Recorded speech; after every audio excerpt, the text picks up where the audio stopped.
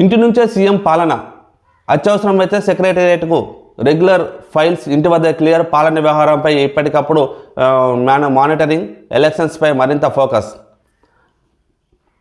ఆయనేమో ఫామ్ హౌస్లోంచి చేశారు, ఈయనేమో సొంత హౌస్లోంచి చేస్తా అంటున్నారు అనుకుంటున్నారా? కాదు. ఇప్పుడు లోక్సభ ఎన్నికలు వచ్చాయి కాబట్టి ఆయన ఇంటి ఇక్కడ ఇచ్చారు చూడండి, లోక్సభ ఎన్నికల కోడ్ నేపథ్యంలో నిర్ణయం.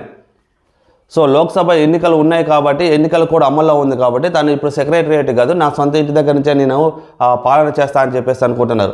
అంతేగాని పోయిన గతంలో ఆయన ఫామ్ హౌస్లో చేశారు, ఇప్పుడున్న పరిస్థితుల్లో ఆయన ఇంటి నుంచి చేస్తున్నారని, పాలన చేస్తారని మాత్రం ఎట్టి పరిస్థితులు అనుకోవద్దు.